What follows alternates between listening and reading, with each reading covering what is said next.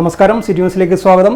Kannur city police commissioner ഓഫീസിലേക്ക് youth Congress നടത്തിയ മാർച്ചിൽ സംഘർഷം. ഉദ്ഘാടന പ്രസംഗത്തിനിടെ ബാരിക്കേഡ് മറികടക്കാൻ ശ്രമിച്ച പ്രവർത്തകർക്ക് നേരെ ജലപീരങ്കി പ്രയോഗിച്ചു. തുടർന്ന് പ്രവർത്തകരെ അറസ്റ്റ് ചെയ്യാൻ ശ്രമിക്കുന്നതിനിടെ പ്രവർത്തകരും പോലീസും തമ്മിൽ ഉന്തും തള്ളുമുണ്ടായി. പ്രവർത്തകരെ കയറ്റിയ പോലീസ് ബസ്സിന് മുന്നിൽ വനിതാ പ്രവർത്തകർ ഉൾപ്പെടെ കുത്തിയിരുന്ന് പ്രതിഷേധിച്ചു. DCC president advocate Martin George പ്രതിഷേധം ഉദ്ഘാടനം ചെയ്തു. നമ്മുടെ കൊച്ചു കേരളത്തിൽ ഇപ്പോൾ എന്താണ് സംഭവിച്ചുകൊണ്ടിരിക്കുന്നത് എന്ന് കേരളത്തിലെ ജനങ്ങൾ ആശങ്കാകുലരായി നോക്കിക്കാണുന്ന ഒരു സാഹചര്യം. ഈ സംസ്ഥാനത്തിന്റെ ക്രമസമാധാന നില അത് ഭദ്രമാക്കി മുന്നോട്ട് കൊണ്ടുപോകേണ്ട ക്രമസമാധാന നിലയുടെ നില അത് മുന്നോട്ട് കൊണ്ടുപോകേണ്ട ADGP ഈ സംസ്ഥാനത്ത് ഒരു കൊലയാളിയാണ്, സ്വർണം കടത്തുകാരനാണ് എന്ന് പറയുന്നത് കോൺഗ്രസോ ഐക്യ ജനാധിപത്യ മുന്നണിയുമല്ല, CPM-ന്റെ MLA ആയിട്ടുള്ള അൻവറാണ് പറയുന്നത്. ആ അൻവർ ഒരുപാട് കാര്യങ്ങൾ പറയുന്നുണ്ട്.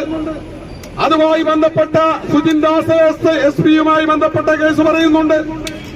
അതുപോലെ തന്നെ ഇദ്ദേഹം ADGP-യും അതിനു മുമ്പും ഒക്കെ ഇരുന്ന സമയത്ത് അദ്ദേഹം ചെയ്ത ക്രിമിനലുകളെ ഉത്തരങ്ങൾ കൃത്യമായി അക്കമിട്ട് നിരത്തിക്കൊണ്ട് അൻവർ പറയുന്നുണ്ട്.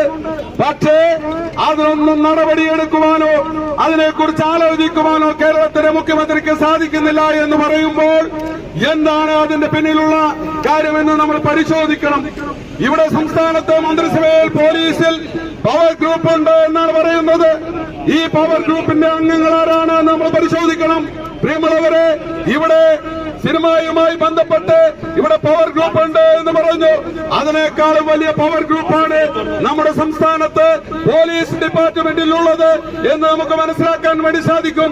ഈ പവർ ഗ്രൂപ്പിന് ഒരുപാട് സ്വാധീനങ്ങളുണ്ട്.